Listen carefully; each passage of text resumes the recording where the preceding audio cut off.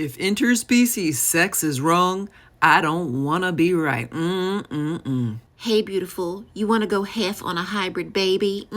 This illustration from the Jehovah's Witnesses depicts what many Christian sects believe to be what transpired between angels of God and humans here on earth. But is that really what happened in Genesis 6? Did angels look down upon sexy women and decide that they had to mate with them then and there? Oh my God, can I just exist without being sexualized? Jesus Christ. In the ancient Near East and Mediterranean, a common motif is that of deities or divine beings mating with humans and producing hybrid offspring. So not only is this idea found in Genesis 6 in the Hebrew Bible, it's also found in Sumer, this is our buddy Gilgamesh, in Egypt, and in the Mediterranean.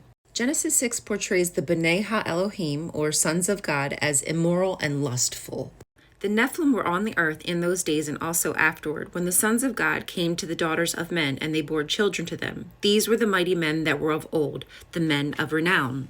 The offspring of these divine beings and the females were said to be so powerful that they threatened to upset the order of the world, and that led to the decision of the Hebrew God to cause a flood to destroy them all and everything else on the planet.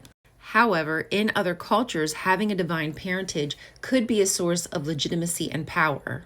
For example, this is Amenhotep III, a pharaoh in Egypt who claimed to be the son of the god Amun. This myth helped to reinforce the idea of divine right of king and legitimize the pharaoh's rule. So usually this idea of divine beings mating with humans served as a way to explain the existence of powerful or exceptional or heroes, men of renown in society, and reinforce the idea of this connection between divine beings and humans.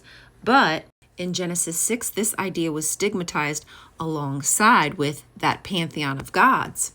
This helped the Hebrew writers to justify their patron god while also narrowing that pathway to the divine. I wanted to add that there isn't anywhere in the Tanakh that supports an idea of gods or angels coming down to earth and being chained up for all eternity. In Genesis 6, the B'nai Ha-Elohim came down willingly. It was their choice. And then what came after subsequently was a flood that was supposed to get rid of all the issues, but we find out later that it did not. Enoch is supposed to elaborate on this topic because what is written in the Bible is very vague. Jude and Revelation mention an idea of angels in chains, but to me these ideas sound like they're being borrowed and adapted and developed at the same time. Similar ideas are being adapted and developed in other cultures. Tartarus.